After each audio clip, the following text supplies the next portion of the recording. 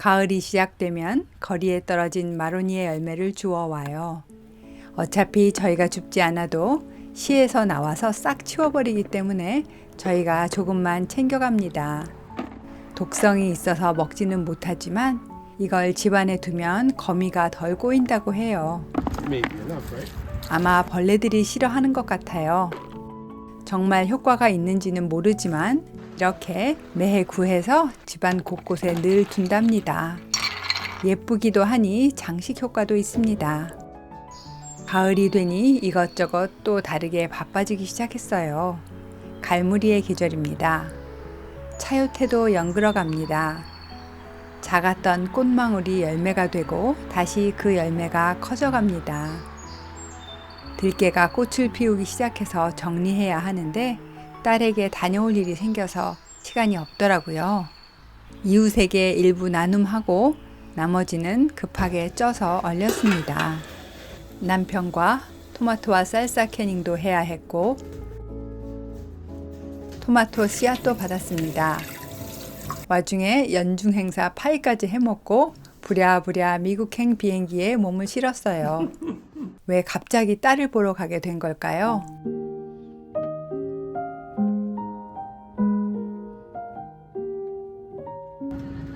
딸을 만나러 갈 때에는 늘 설레입니다.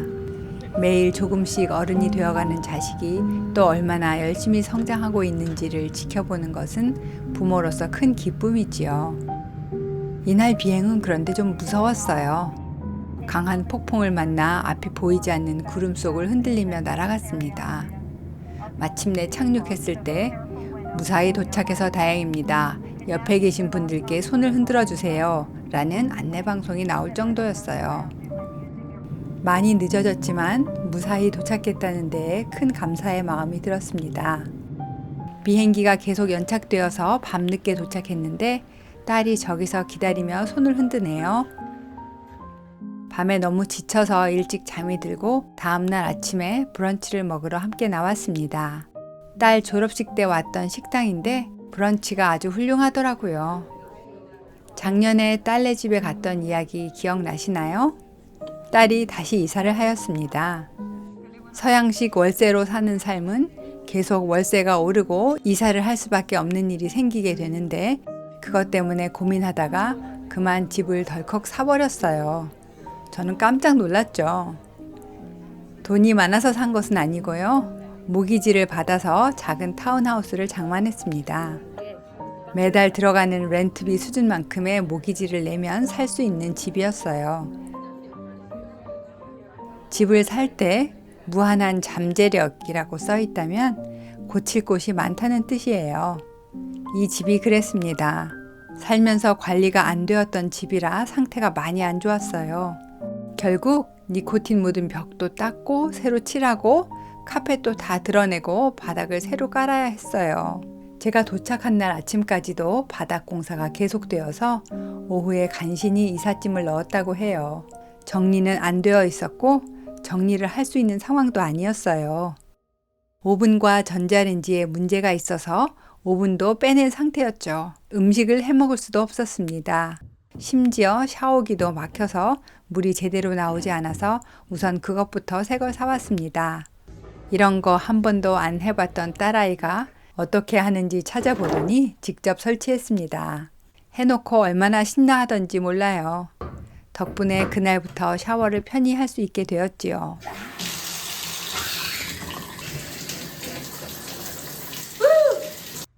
집안의 전기도 불안정해서 기사분 불러서 싹 점검받고 좋지 않은 콘센트와 스위치의 연결도 정리했습니다. 그리고는 제 친구를 만나러 5시간 거리에 있는 필라델피아까지 갔어요. 엄마가 좋아하는 친구니 이번에 꼭 만나게 해주고 싶다고 해서 잡은 계획이었어요. 사실 이날부터 몸살 기운이 슬슬 오르면서 컨디션이 바닥이었지만 이미 잡은 약속이니 강행군을 했습니다.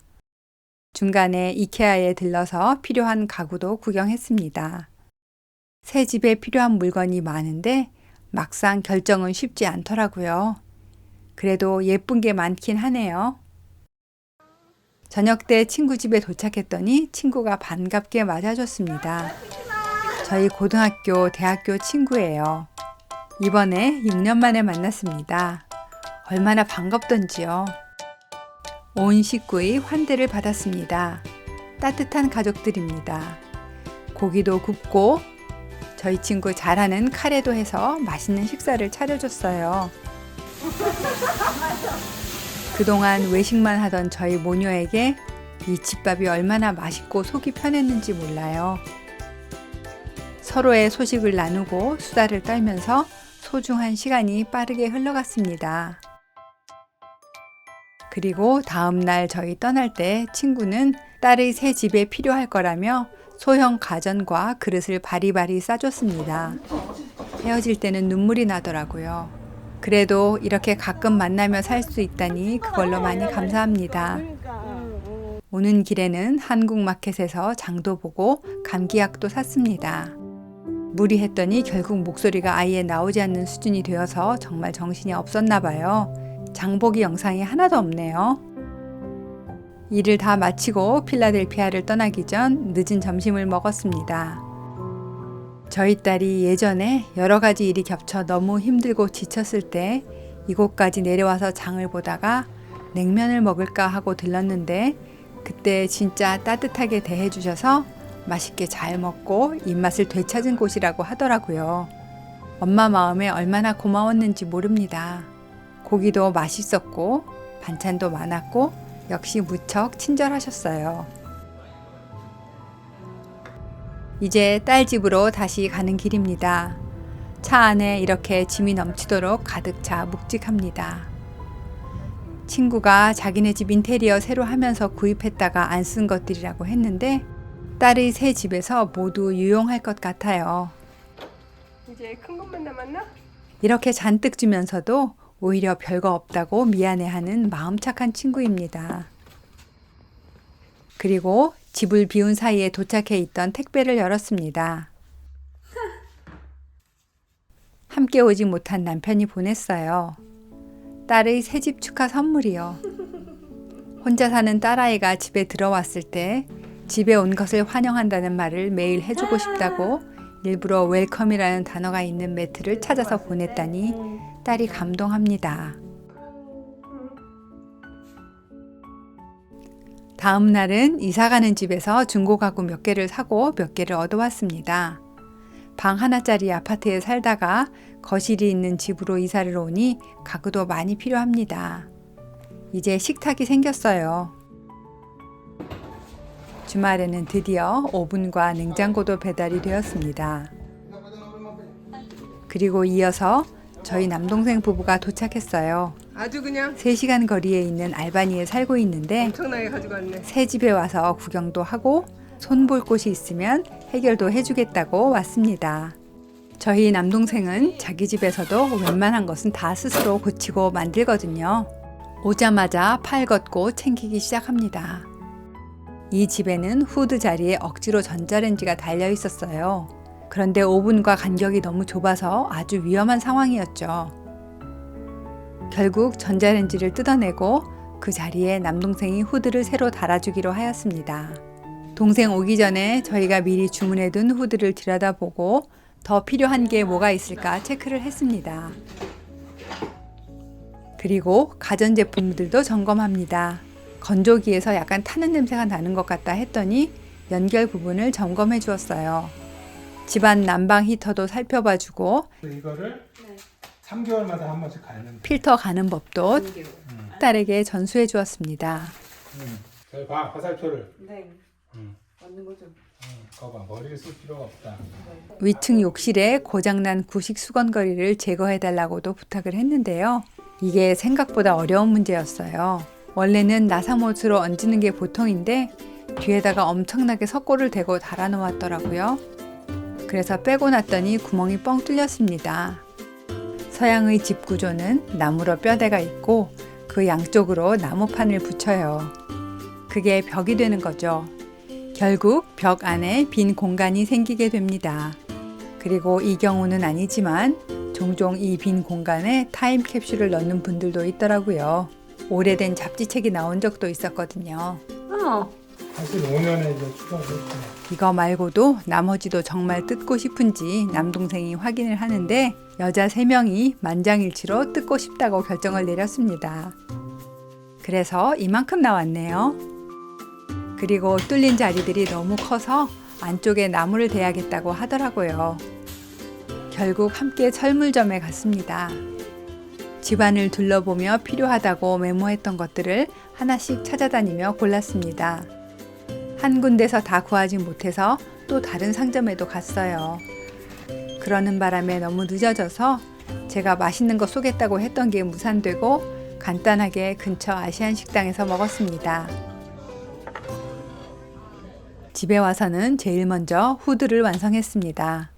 저는 잘 모르겠는데 뭔가 전기선을 자르고 잇고 손이 많이 가네요. 오븐도 이날 배달이 되었기에 안전하고 깔끔하게 구색이 갖춰졌습니다. 넣지 말라고 그래. 다음 날 공사가 계속되었습니다. 남동생은 전기톱 같은 것들을 안 가져왔는데 갑자기 나무를 자르느라 애를 씁니다. 거의 다 했네. 거의 다 한 게 아니고 사실 이제 시작인 거죠. 나무를 안으로 넣어서 태우는 거야. 이날 점심은 드디어 이 집에서의 첫 조리를 시도했습니다. 저는 오븐 치킨 가스를 만들었고요. 올케는 미리 준비해온 떡볶이를 했어요. 또 전날 사다 놓은 방울토마토로 토마토 마리네이드도 만들어서 단촐한 식사를 차렸습니다. 감사합니다. 식구들이 앉아서 집에서 한 음식을 먹고 있으니 평화롭고 좋았습니다. 여기 무슨 자연에 앉아 있는 것 같아. 응, 그쪽은 햇빛 그치. 들어오니까. 뒷마당 바깥쪽으로 이웃의 사유지가 펼쳐지는데 자연 속에 있는 것 같습니다. 사슴도 다람쥐도 자주 놀러 온답니다.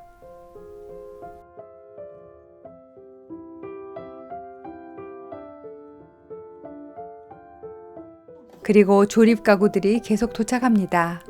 집 앞에 배달해두고 갔는데 어떤 것들은 너무 무거워서 들여오기도 힘드네요. 아예 박스를 뜯어서 나눠서 들고 들어왔어요. 아 그래. 저와 올케는 식탁 의자를 조립했습니다.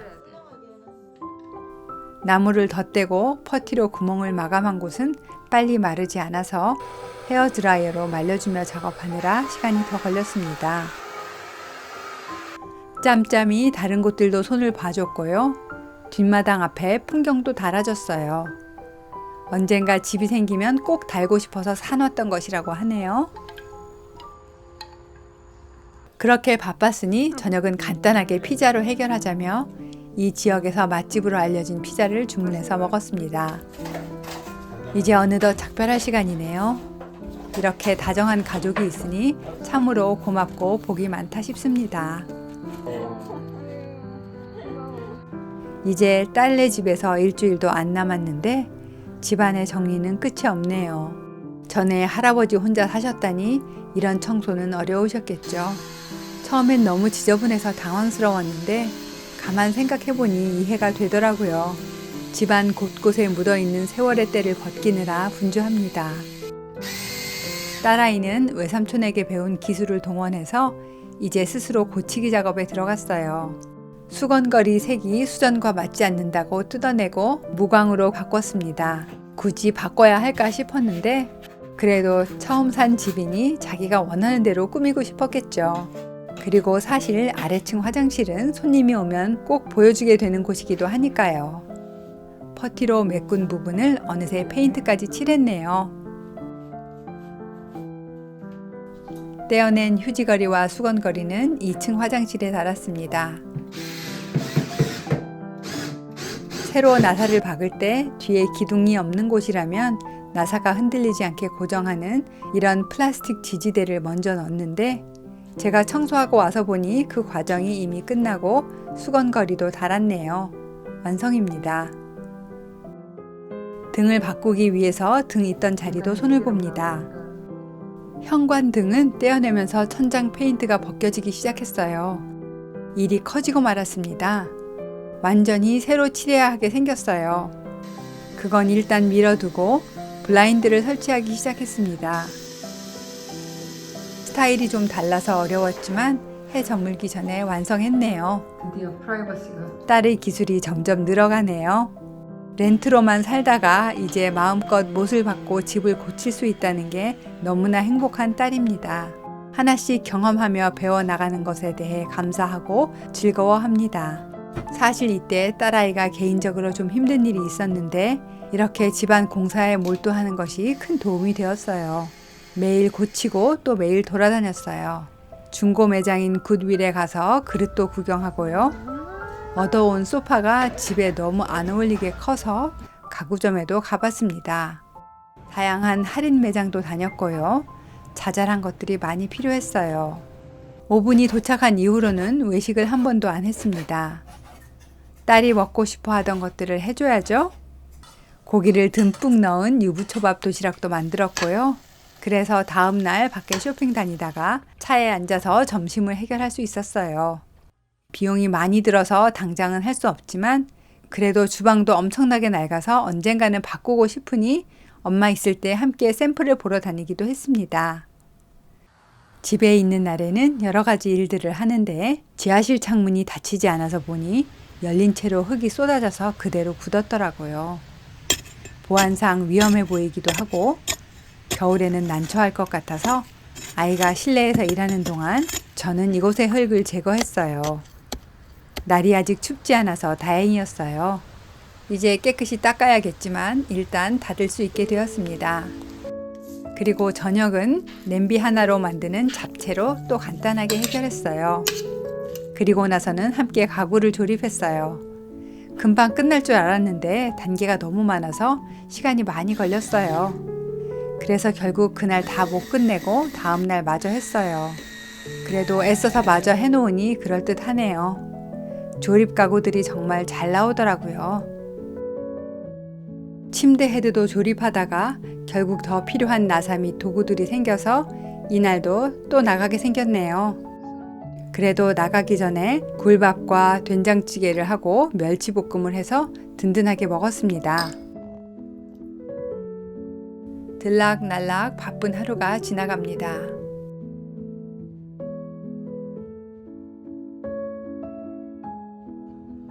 오늘도 외식 안 하고 딸이 좋아하는 엄마표 궁중 떡볶이로 희망 목록 하나 완수했어요. 이제 마지막 날입니다. 하나씩 문제를 해결해 나가는데 그래도 여전히 정말 일이 많네요. 뭔가 좀 더 도와주고 싶었는데 이렇게 날짜가 다 가버렸어요. 점심은 아이 좋아하는 고사리 나물과 조기를 굽고 장조림도 해서 먹었습니다. 평소에 먹고 싶다던 것들을 해주려니 이것저것 조금씩입니다. 그리고 마지막 쇼핑을 나갔어요. 원래 쇼핑도 같이 해야 제맛이잖아요. 상점들이 할로윈 준비로 분주해지고 있네요. 우리가 필요한 것들은 소소한 것들인데 막상 딱 원하는 것은 찾기가 쉽지 않습니다. 이를 보고 집으로 돌아오는 길입니다. 그리 인적이 드문 곳도 아닌데 이렇게 차선이 하나뿐인 다리가 있어서 재밌어서 찍어봤습니다. 노을이 지는 것을 보니 이렇게 마지막 하루가 끝나가는구나 하는 실감이 납니다. 오늘 사온 커튼이 잘 어울리는지 대보고 있어요. 예쁘다. 그리고 식탁 위에 식탁보를 씌우니 좀 정돈된 느낌이 드네요. 이 고양이는 딸이 학생 때 만든 작품입니다. 이제 마지막 저녁을 준비합니다. 딸이 돼지고기를 굽고요. 제가 만든 겉절이 김치와 오이 초무침, 그리고 친구가 싸줬던 마당에 깻잎까지 해서 마지막 만찬을 즐겼습니다. 별거 아닌 한식 상차림이지만 비싼 외식보다 소중합니다. 그러고 보니 며칠 후면 추석인데 이번에 와서 송편 해주겠다고 해놓고서 깜빡 잊었더라고요. 이제라도 해놓고 갈 테니 추석 때 먹으라며 식후에 떡을 만들기 시작했어요. 왔다 갔다 하는 흔적이야. 제가 반죽하고 딸이 송편을 빚고 둘이 수다를 떨며 마지막 밤 남은 시간을 그렇게 보냈습니다. 일정을 잘 짰으면 추석까지 함께 보내고 올 수도 있었을 텐데 좀 아쉽더라고요. 집에 찜기가 없어서 2인용 꼬마 전기 밥솥 찜기에 찌느라 5번을 쪘네요. 숟가루도 없어서 흰색 떡으로 하고 깨소만 넣었지만 딸이 어찌나 좋아하던지요. 밤중에 절대 뭐 안 먹는 아이가 연달아 집어먹더라고요. 맛있어요. 딸과 함께 보낸 시간이 꿈만 같이 지나갔습니다. 돌이켜보니 아이가 미국에 간 지 벌써 10년이 되었더라고요. 안 되는 형편에 장학금 받고 어찌어찌 미국 대학에 가서 고생도 많이 했는데 열심히 일하더니 대학원 때부터는 스스로 학비, 생활비 벌어서 다니고 이제는 자기의 터전까지 마련을 하다니 정말 너무나 고맙습니다. 9살 때부터 홈스쿨링을 시작하여 처음에는 엄마가 아이의 학교가 되었다가 아이 스스로가 자신의 학교가 되며 이어나갔습니다. 남들과 다른 길이기에 참으로 막막하던 그 시간들이었는데 어느새 다 지나갔네요. 그리고 엄마는 이제 조언을 주는 사람이 아니라 그저 응원을 하는 사람으로 지켜보고 지지하게 되었습니다. 하루 10분도 허투루 쓰지 않고 하루하루를 꽉 채우며 살아가는 아이가 또 인생의 새로운 문을 열었네요. 이번에 새로 벌이는 일은 또 어떻게 펼쳐나갈지 기대가 됩니다. 밴쿠버 돌아오니 확실히 가을이네요. 집에 오자마자 추석이 하루 앞이었어요. 딸 못해주고 온 게 걸리기도 하고 남편에게는 특별한 날이 아니니 그냥 지나갈까 하다가 그래도 간단히 몇 가지만 하기로 하고 냉동고에서 속꼬리를 꺼냈습니다. 꼬리찜을 하려고요. 핏물을 빼줍니다. 그리고 그동안 양념을 만들 건데요. 이왕이면 멸치 육수를 사용하면 맛있어요. 집에 있는 디포리와 고너리, 새우머리 등을 이용해서 국물을 내고 식혀야 하니 사용할 만큼만 먼저 큰 보울에 담았습니다.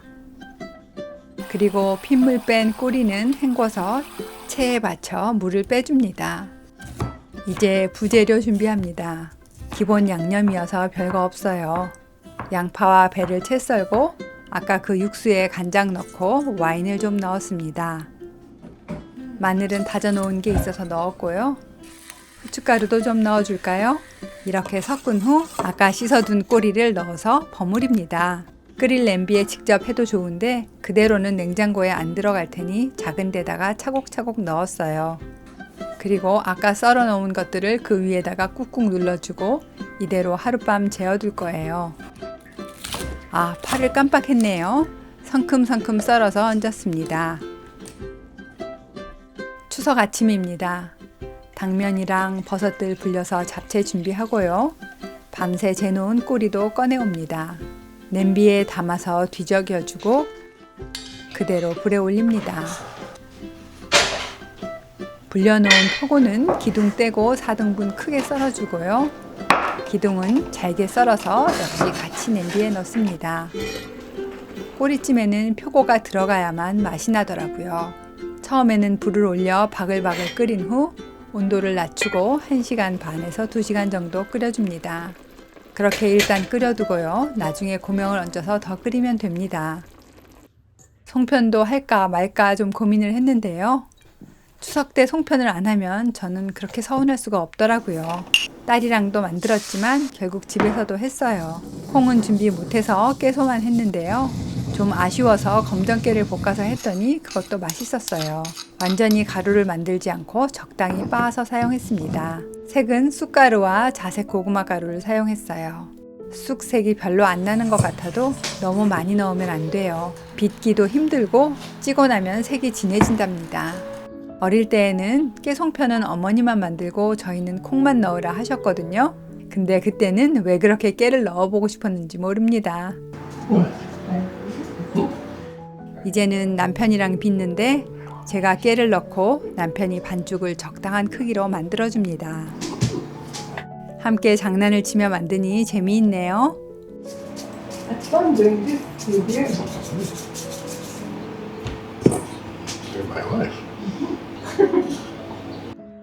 어느 정도 빚었으니 한번 쪄볼까요?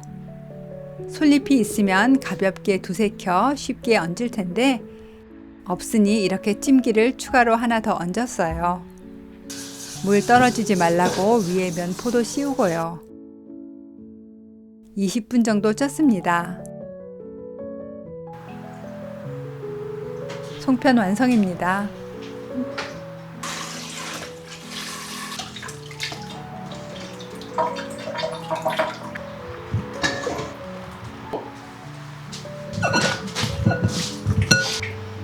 One green one.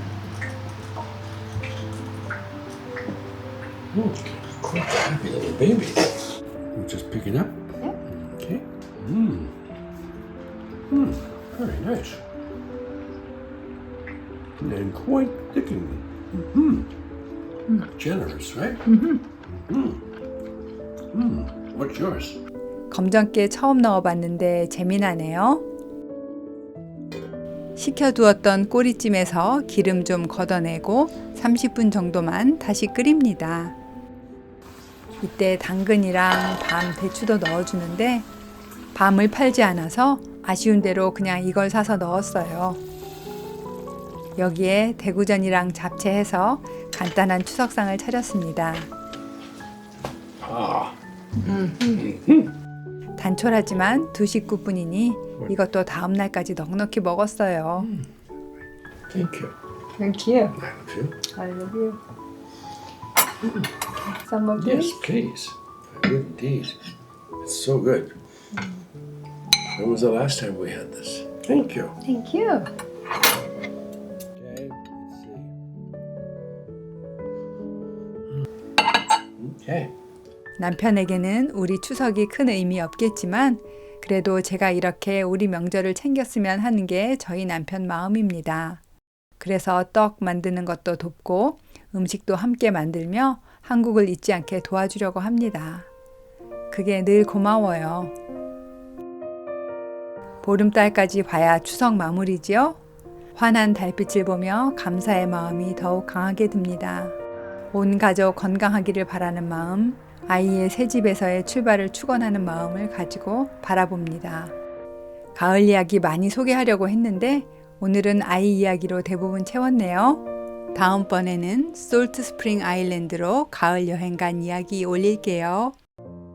모두 건강하시고 다음에 봬요. 감사합니다.